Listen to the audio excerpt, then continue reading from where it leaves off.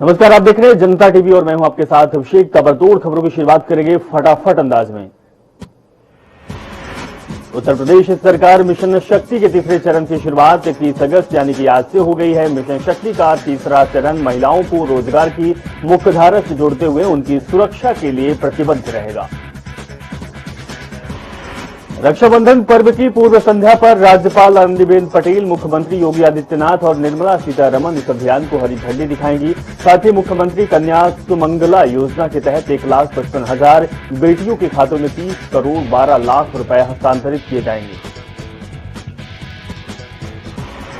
इस खास मौके पर कोरोना काल में उत्कृष्ट कार्य करने वाली महिला चिकित्सकों, स्वास्थ्य कर्मियों के अलावा शिक्षा, महिला सशक्तिकरण इत्यादि क्षेत्र में बेहतर कार्य करने वाली 47 जिलों की 75 महिलाओं को सम्मानित किया जाएगा। बीजेपी के राष्ट्रीय अध्यक्ष जेपी नड्डा, केंद्रीय गृह मंत्री अमित शाह और बीएल संतोष दिल्ली में गुरुवार को मुख्यमंत्री योगी आदित्यनाथ, प्रदेश अध्यक्ष स्वतंत्र देव सिंह और प्रदेश महामंत्री संगठन सुनील बंसल के बीच हुई बैठक में कैबिनेट विस्तार और नए मंत्रियों के नाम को लेकर मुहर लग गई है। साथ ही योगी सरकार ने कैबिनेट विस्तार में 5 से 6 मंत्री बनाए जा सकते हैं। बीजेपी 2022 का चुनाव देखते हुए बीजेपी नेताओं के साथ साथ सहयोगी दलों को भी कैबिनेट में जगह देकर सियासी समीकरण साधने की कवायद में है। समाजवादी पार्टी के अध्यक्ष अखिलेश यादव बीते दिन अपने पैतृक गांव सैफई पहुंचे, जहां वे लोगों से और पार्टी के कार्यकर्ताओं से मुलाकात करेंगे। साथ ही आगामी विधानसभा चुनाव की तैयारियों को धार देंगे। अखिलेश यादव रक्षाबंधन के मौके पर भी सैफई आवास पर लोगों से मुलाकात करेंगे। इसके अलावा अखिलेश मैनपुरी में प्रोफेसर राम गोपाल के घर भी जाएंगे और उनकी बहन से मुलाकात करेंगे। भारतीय जनता पार्टी युवा मोर्चा ने उग्र दराज नेताओं को इस बार जगह नहीं दी जा रही है। प्रदेश महामंत्री सुनील बंसल ने प्रदेश क्षेत्रीय पदाधिकारियों को आदेश दिया है कि इस बार करीब 30 साल की उम्र तक वालों को ही जिलाध्यक्ष बनाया जाए। इसके अलावा 25 साल वाले भारतीय जनता युवा मोर्चा के मंडल अध्यक्ष बनाए जाएंगे। भाजपा ने इस आगामी चुनाव में युवाओं को जोड़ने के लिए संगठन में युवाओं को तरहीस देने का फैसला किया है। बलिया में आयोजित प्रबुद्ध वर्ग संगोष्ठी में बहुजन समाज पार्टी के राष्ट्रीय महासचिव और राज्यसभा सांसद सतीश चंद्र मिश्र ने ब्राह्मण वोटों को सहेजने की कोशिश की है। प्रदेश को टारगेट करने का आरोप लगाया गया। वहीं सतीश चंद्र मिश्र ने ब्राह्मणों को बसपा के पक्ष में जुटने की अपील की है। इस दौरान सतीश चंद्र मिश्रा ने बिकरू कांड पर बनी जांच समिति पर सवाल उठाए। उन्होंने कहा कि पुलिस को जांच समिति के आरोप से क्लीन चिट देने का कहा गया है। वहीं मुख्यमंत्री के अंडर में यूपी पुलिस आती है, इसीलिए क्लीन चिट मिल गई। उत्तर प्रदेश के उप मुख्यमंत्री केशव प्रसाद मौर्य ने हमीरपुर का दौरा किया। इस दौरान उन्होंने लोक निर्माण विभाग, राजकीय निर्माण निगम, सेतु निगम की कुल 94 परियोजनाओं का लोकार्पण और शिलान्यास किया।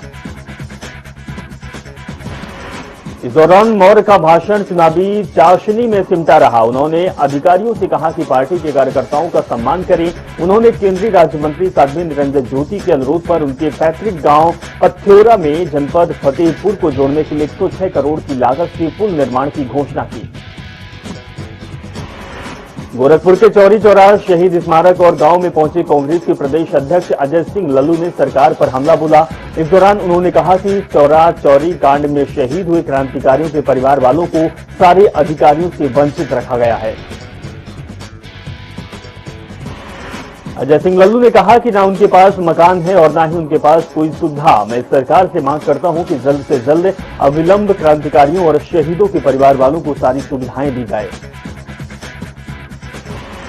राष्ट्रीय लोक अदालत में सर्वाधिक वादों के निस्तारण के साथ उत्तर प्रदेश को प्रथम स्थान प्राप्त हुआ। इस उपलक्ष्य में शीर्ष प्रदर्शन करने वाले न्यायाधीश गण की ओर से किए गए उत्कृष्ट कार्य को देखते हुए राजभवन में सम्मान समारोह का आयोजन किया गया, जिसमें यूपी के राज्यपाल और योगी आदित्यनाथ शामिल हुए। इस दौरान जजों को भी सम्मानित किया गया।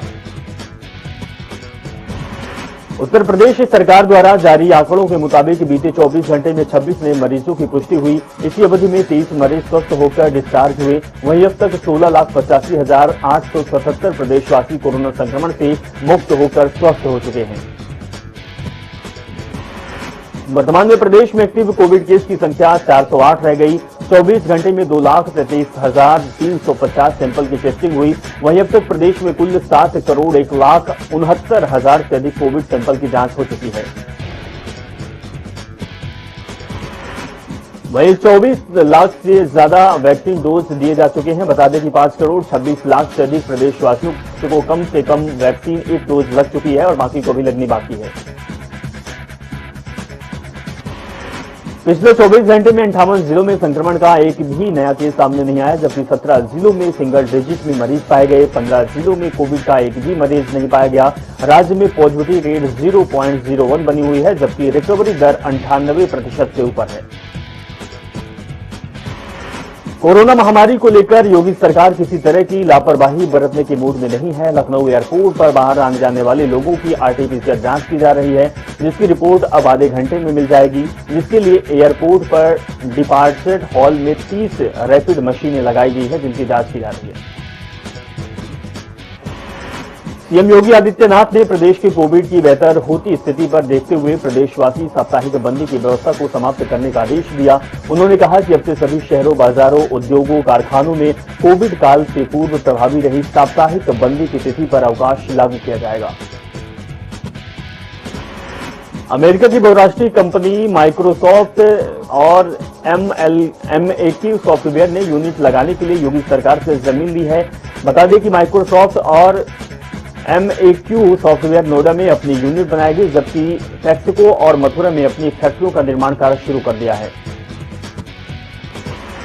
अमेरिका की ये तीनों कंपनियां 2,866 करोड़ रुपए का निवेश कर 7,500 लोगों को स्थायी रोजगार मुहैया कराएगी।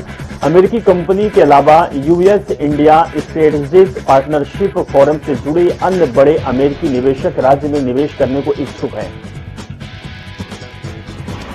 योगी आदित्यनाथ ने लखनऊ में ब्रिटेन के उच्चायुक्त एलेक्स एलिस से शिष्टाचार भेंट की। इस दौरान मुख्यमंत्री योगी आदित्यनाथ के साथ कैबिनेट मंत्री सिद्धार्थनाथ सिंह, मुख्य सचिव राजेंद्र कुमार तिवारी और मुख्यमंत्री के विशेष सचिव अमित सिंह मौजूद रहे।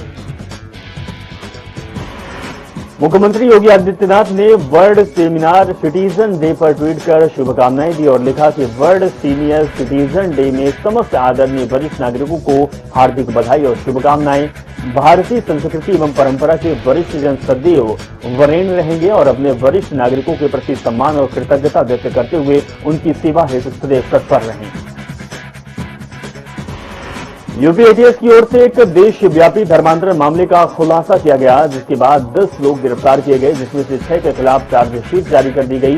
जांच में उनके खिलाफ ये स्पष्ट हुआ कि ये लोग अवैध तरीके से धर्मांतरण का काम कर रहे हैं और इनके लिए इनके तार भी विदेशों से जुड़े हुए हैं। आपको बता दें कि लोग आर्थिक रूप से कमजोर मूकबधिर लोगों को बहला फुसलाकर, डरा धमकाकर धर्मांतरण करवाते थे। धर्मांतरित लोग वापस अपने धर्म में न लौट जाए, इसको लेकर समय समय पर कार्यशाला चलाकर ट्रेनिंग भी दी जाती थी। प्रदेश में मुहर्रम सकुशल संपन्न हुआ और ADG law and order Prashant Kumar की मुस्लिम धर्मगुरु सहित लोगों का आभार जताया है। साथ ही मुहर्रम ड्यूटी में तैनात पुलिस अधिकारियों और पुलिसकर्मियों को भी तारीफ की और उनकी तारीफ के लिए उनको सम्मान दिया। भारतीय किसान यूनियन ने मुजफ्फरनगर जिले में एक बड़ी महापंचायत का आह्वान किया और ये महापंचायत 5 सितंबर को मुजफ्फरनगर के राजकीय इंटर कॉलेज में मैदान में होगी। भारतीय किसान यूनियन कार्यकर्ता महापंचायत को सफल बनाने के लिए ब्लॉक स्तर पर पंचायत करने में जुट गए हैं। पंचायत में हजारों की संख्या में किसान इकट्ठा होंगे। भारतीय किसान यूनियन के युवा राष्ट्रीय अध्यक्ष गौरव ने कहा कि सरकार किसानों के हित की सरकार नहीं है, ये पूंजीपतियों की सरकार है और हम सरकार को दिखाएंगे कि हम मुट्ठी भर किसान नहीं हैं। बीजेपी प्रदेश अध्यक्ष स्वतंत्र देव सिंह आज हरदोई के दौरे पर हैं। वे शाहाबाद और हरदोई में विधानसभा की योजना की बैठक में भाग लेंगे। साथ ही कार्यकर्ताओं से मिलकर विधानसभा चुनाव की तैयारियों का जायजा लेंगे और कार्यकर्ताओं की मन की बात भी जानेंगे। मशहूर शायर मुनव्वर राणा के खिलाफ लखनऊ की हजरतगंज कोतवाली पुलिस ने एफआईआर दर्ज की है।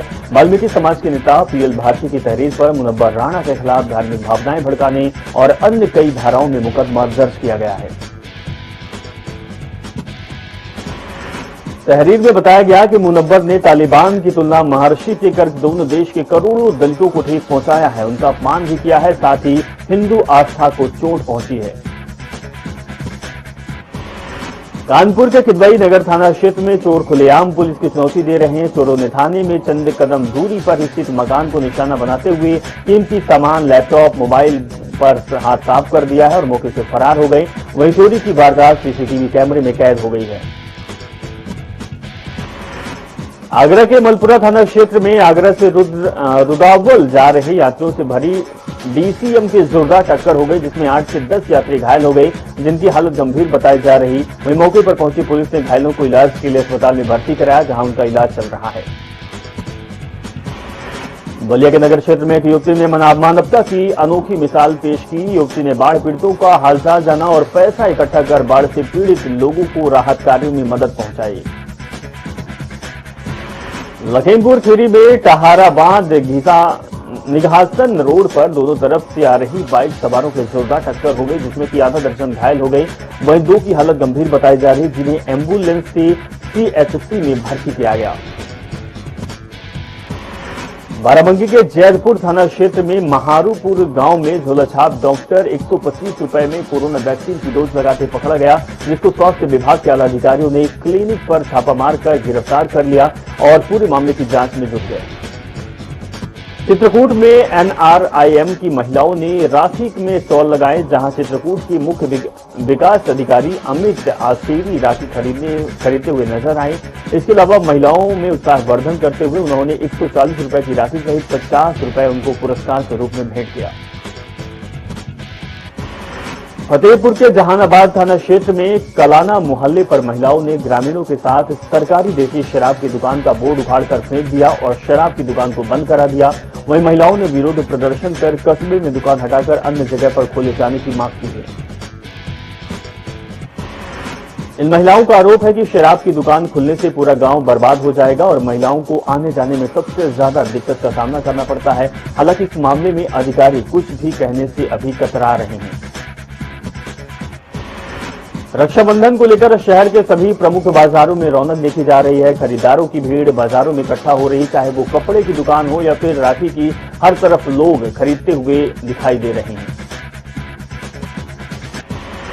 सराफा बाजार भी चांदी सोने और डायमंड की राखियों के साथ तैयार है। अमीनाबाद, आलमबाग, राजाजीपुरम, इंदिरा नगर, गोमती नगर, अलीगंज और निशातगंज खास तरह की राखियों से सज गया है। महोबा के शहर कोतवाली थाना इलाके में एक होटल के कमरे में संदिग्ध परिस्थितियों में युवक का शव मिलने से हड़कंप मच गया, जिसके बाद सूचना मिलते ही मौके पर पहुंची पुलिस ने शव को कब्जे में लेकर पोस्टमार्टम के लिए भेजा और जांच पड़ताल शुरू कर दी। बदायूं में चोरों के हौसले बुलंद है। शहर के कादर चौक थाना क्षेत्र में एक बाइक चोर गिरोह का पुलिस ने भंडाफोड़ किया, जिसके बाद पुलिस ने चोरों का खुलासा करते हुए चोरों से 12 बाइक बरामद की और साथ ही 2 आरोपियों को हिरासत में लेकर जेल भेज दिया है। मुजफ्फरनगर के रतनपुरी थाना क्षेत्र में बदमाशों ने दिनदहाड़े युवक की गर्दन काटकर निर्मम हत्या कर दी, जिससे कि हड़कंप मच गया। वहीं सूचना मिलते ही मौके पर पहुंची पुलिस ने मृतक के शव को पोस्टमार्टम के लिए भेज दिया और मामले की छानबीन शुरू कर दी। मादा के तिंदबारी थाने में एक नाबालिग लड़की के साथ दुष्कर्म की वारदात सामने आई। परिजनों ने 5 लोगों के खिलाफ तिंदबारी थाना में शिकायत दर्ज कराई, लेकिन पुलिस ने मामला दर्ज नहीं किया, जिसके बाद पीड़ित लड़की के परिवारजनों ने उच्च अधिकारियों से मामले की गुहार लगाई है। उसके बाद पुलिस ने मामले की जांच के लिए 3 युवकों के खिलाफ मामला दर्ज कर लिया और कुछ ही देर बाद 3 युवकों को गिरफ्तार भी कर लिया और आरोपियों को न्यायिक हिरासत में जेल भेज दिया गया। वहीं 2 नाबालिग की तलाश पुलिस अभी भी कर रही है। वाराणसी में बीएचयू भूगोल की सेकेंड इंटर की क्लास में बच्चों को गलत नक्शे के साथ पढ़ाना एक महिला प्रोफेसर को भारी पड़ गया। प्रोफेसर भारत के नक्शे में पीओके और अरुणाचल प्रदेश के हिस्से को गलत दिखाकर पढ़ा रही थी, जिससे कि आक्रोशित एबीवीपी छात्रों ने विरोध प्रदर्शन कर महिला प्रोफेसर के खिलाफ एक्शन की मांग की है। लखीमपुर के घरियासारी मंडी क्षेत्र में जिलाधिकारियों ने भेष बदलकर शराब की दुकान पर छापा मारा। आरोप है कि सीलबंद बोतलों में कॉर्क ओपन कर शराब की बोतलों को खोलकर मिलावट की जाती थी। वहीं अधिकारियों ने छापामारी के बाद दुकान को सील कर दिया है। झांसी के रक्सा थाना क्षेत्र के अंतर्गत रहने वाले एक दबंग युवक का खुलेआम असलहे का प्रदर्शन करने का वीडियो सोशल मीडिया पर वायरल हुआ था, जिसमें एक युवक फिल्मी स्टाइल में ग्रामीणों को धमकाकर उनसे धन वसूली का काम करता था। वहीं वीडियो वायरल होने के बाद पुलिस ने आरोपी को हथियार सहित गिरफ्तार कर लिया है। सहारनपुर के हकीकत नगर चौक में स्थित रामलीला मैदान में बजरंग दल के एक प्राचीन धार्मिक स्थल पर दूसरे समुदाय के लोगों की ओर से कब्जा किए जाने के विरोध में धरना प्रदर्शन किया गया। साथ ही जिलाधिकारी को 7 दिन का समय देते हुए कहा गया कि अगर 200 साल पुराने हिंदू धार्मिक मंदिर को कब्जा मुक्त नहीं किया गया तो वह खुद कार्रवाई करेगी। मुजफ्फरनगर में कोरोना की पहली लहर के चलते कारागार में बंदियों को उनके परिजनों से मुलाकात पर रोक लगा दी गई थी। वहीं जिन जिलों में कोरोना की रोकथाम चलते रोक लगाई गई थी, उन्हीं जिलों में फिर से दोबारा कोविड-19 प्रोटोकॉल को ध्यान में रखते हुए मुलाकात शुरू कर दी गई है। कांग्रेस महासचिव उत्तर प्रदेश प्रभारी प्रियंका गांधी कांग्रेस अध्यक्ष अजय कुमार लल्लू के निर्देशन पर प्रदेश व्यापी जय भारत महासंपर्क अभियान के अंतर्गत झांसी के मोहल्ला विकास में किसान पंचायत किसान संवाद का आयोजन किया गया, जिसमें समस्याओं को लेकर किसानों से संवाद कर कांग्रेस की नीतियों के बारे में किसानों को अवगत कराया गया। इस मौके पर उत्तर प्रदेश किसान कांग्रेस के प्रदेश अध्यक्ष शिव नारायण सिंह परिहार ने कहा कि जहां एक और मुख्यमंत्री जी कह रहे हैं कि बुंदेलखंड को 24 घंटे बिजली दी जा रही, वहीं दूसरी ओर कई गांवों में महीनों से बिजली नहीं पहुंच पा रही है। उत्तर प्रदेश के मुख्यमंत्री योगी आदित्यनाथ के खिलाफ चुनाव लड़ने का ऐलान कर चर्चा में आए पूर्व आईपीएस अमिताभ ठाकुर का दावा है कि वे गोरखपुर जाना चाहते थे, लेकिन पुलिस ने उन्हें घर से बाहर जाने से रोक दिया है। अमिताभ ठाकुर के मुताबिक उन्होंने पहले से ही 21 अगस्त को गोरखपुर जाने की घोषणा की और पूरा कार्यक्रम भी जारी कर दिया था, लेकिन गोमती नगर सीओ ने गोरखपुर जाने से मना कर दिया। वहीं पुलिस का कहना है कि अगर वो घर से बाहर निकलते हैं तो उन पर कार्रवाई की जाएगी। बीजेपी के राष्ट्रीय अध्यक्ष जेपी नड्डा का हरिद्वार दौरे का दूसरा दिन है। नड्डा आज 4 बैठकों में शामिल होंगे। जेपी नड्डा सुबह 10 बजे रामवाला से पूर्व सैनिकों से संवाद और सम्मान के कार्यक्रम में शामिल हुए, जिसके बाद होटल गॉडविन में जनप्रतिनिधियों के साथ बैठक भी की, जिसके बाद 2 बजे से होटल में ही कोर ग्रुप की बैठक करेंगे और 4 से 5 बजे तक संतों का अभिनंदन और आशीर्वाद लेंगे, जिसके बाद शाम करीब 5:45 बजे दिल्ली जाने के लिए हरिद्वार से जॉली ग्रांट के लिए रवाना होंगे। रुद्रपुर के उधम सिंह नगर में सरकार के वादा खिलाफी से गुस्साए कर्मियों ने नगर निगम के सामने मंदिर में सरकार की बुद्धि शुद्धि के लिए हवन किया और आरोप लगाया कि सरकार मनमानी पर उतारू है। साथ ही चेतावनी भी दी कि आने वाले विधानसभा चुनाव में भाजपा को उसकी कीमत चुकानी पड़ेगी। कर्मचारी संयुक्त मोर्चा और ऊर्जा निगम के कर्मचारियों ने पूजा अर्चना भी की और संगठन के जिलाध्यक्ष मनोज कुमार ने कहा कि सरकार हाईकोर्ट के फैसले को तत्काल लागू करती है, नहीं तो आंदोलन को और तेज कर दिया जाएगा। बढ़ती महंगाई के खिलाफ उत्तराखंड में कांग्रेस आज प्रदेश व्यापी प्रदर्शन कर रही है। कांग्रेस अध्यक्ष गणेश गोदियाल का कहना है कि बीजेपी सरकार लगातार आम आदमी की कमर तोड़ने का काम कर रही है, जिसमें 2 दिन पहले से रसोई गैस के दामों में भी इजाफा हुआ है, जिसकी वजह से अब कांग्रेस प्रदर्शन कर रही है। वही उम्मीद है कि चुनावी आचार संहिता लगने से पहले यह क्रम लगातार जारी रहेगा, जिसके विरोध में कांग्रेस प्रदेशव्यापी प्रदर्शन करेगी। कांग्रेस के इस प्रदर्शन की शुरुआत मुख्यमंत्री पुष्कर सिंह धामी के विधानसभा क्षेत्र खटीमा से की गई है। उत्तराखंड विधानसभा का मानसून सत्र हंगामेदार होना तय हो गया, जहां सरकार सभी सवालों का जवाब देने की बात कह रही है। वहीं विपक्ष प्रदेश को 2 सबसे ज्वलंत मुद्दों को लेकर सदन में प्राइवेट बिल लेकर आ रही है, जिनके ऊपर सदन से लेकर सड़क तक हंगामा होना तय है। टोक्यो ओलंपिक गेम्स में कुश्ती पदक वीरों का कल पतंजलि योगपीठ में स्वामी रामदेव स्वागत किया। स्वामी रामदेव ने कुश्ती पहलवान बजरंग पुनिया, रवि दाहिया के साथ साथ और कई भी पदक वीरों को पतंजलि योगपीठ का ब्रांड एम्बेसडर बनाया गया। इस दौरान कुश्ती पहलवानों ने आचार्य कुलम में पढ़ाई कर रहे छात्र छात्राओं से अपने अनुभव को साझा किया। इस मौके पर पूज्य स्वामी महाराज ने सभी खिलाड़ियों को रुद्राक्ष की माला पहनाकर और शॉल देकर सम्मानित किया। गंगोत्री धाम में देवस्थानम बोर्ड के खिलाफ तीर्थ पुरोहितों का धरना 68 दिन और क्रमिक अनशन 49 दिन से जारी है। सभी तीर्थ पुरोहितों ने उत्तराखंड सरकार से शीघ्र देवस्थानम बोर्ड को भंग करने की मांग कर रहे हैं।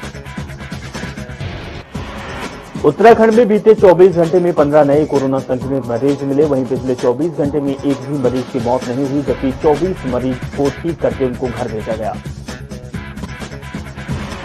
उत्तराखंड में सक्रिय मामलों की संख्या घटकर 333 पहुंच गई, जबकि गुरुवार को प्रदेश में 342 मामले एक्टिव थे। स्वास्थ्य विभाग के अनुसार शुक्रवार को 15,990 सैंपलों की जांच रिपोर्ट नेगेटिव आई है। प्रदेश में अब तक कोरोना के कुल संक्रमितों की संख्या 3,42,716 हो गई। इनमें से 3,28,958 लोग ठीक हो चुके। वहीं प्रदेश में कोरोना के चलते अब तक कुल 7,376 लोगों को अपनी जान गंवानी पड़ी। हरिद्वार में अभी कोरोना संक्रमण से पूरी तरह से मुक्त भी नहीं हुआ था कि डेंगू ने दस्तक दे दी। हरिद्वार शहर में 5 और रुड़की में 2 लोगों की रैपिड जांच में डेंगू की पुष्टि हुई। एक साथ 7 मरीजों में डेंगू की पुष्टि होने से स्वास्थ्य विभाग की चिंता बढ़ गई। विभाग इन सभी मरीजों की जांच एलाइजा जांच करवाएगा। इसके साथ ही मलेरिया विभाग ने लोगों को जागरूक करते हुए डेंगू का लार्वा नष्ट करने का अभियान शुरू कर दिया। बताया जा रहा कि कुछ लोग जिला अस्पताल में बुखार और बदन दर्द की शिकायत पर अपना इलाज करवाने आए थे। डेंगू की आशंका पर उनकी रैपिड जांच करवाई गई, जिसमें उनमें डेंगू होने की पुष्टि हुई। हरिद्वार में नारसन बॉर्डर पर कोर्ट में पेश कर उनके साथियों के साथ मारपीट और लूट के मामले में दरोगा पर गाज गिरी है। जांच में दोषी पाए गए दरोगा को एसएसपी हरिद्वार सस्पेंड कर दिया है, जिसके बाद अन्य पुलिस वालों के बीच भी हलचल मची हुई है। देहरादून में हो रही तेज बारिश से जलभराव की दिक्कतों को लेकर नगर आयुक्त ने चिंता जाहिर की। नगर आयुक्त ने कहा कि जलभराव से काबू पाने के लिए नगर निगम ने कंट्रोल रूम बनाया, जिसमें कि शहर में जलभराव की शिकायत आती है तो उन पर नगर निगम तुरंत कार्रवाई करता है। हल्द्वानी में आशा कार्यकर्ताओं का राज्य सरकार के खिलाफ प्रदर्शन जारी है। आशाओं की मांग है कि उनको राज्य कर्मचारी का दर्जा दिया जाए और न्यूनतम वेतन 21,000 रुपए किया जाए। इसके अलावा कोविड कार्य में लगी सभी आशा वर्करों को 10,000 रुपए मासिक कोरोना भत्ता भुगतान किया जाए।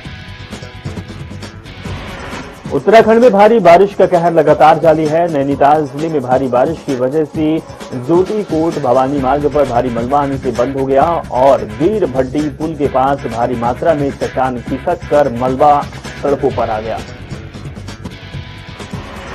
मलबा इतनी तेजी से गिर रहा कि बस मलबे के दबने से बाल-बाल से बच गई। बता दें कि बस में सवार यात्री कूदकर जल्दी भागे, जिससे अब बड़ी घटना होने की वजह से टल गई। मलबा आने के बाद दोनों तरफ वाहनों की लंबी कतार लग गई और यातायात पूरी तरह से बाधित हो गया। चलिए ताबड़तोड़ खबरों में बस इतना ही और खबरों के लिए आप जुड़े रहिए और देखते रहिए जनता टीवी। नमस्कार।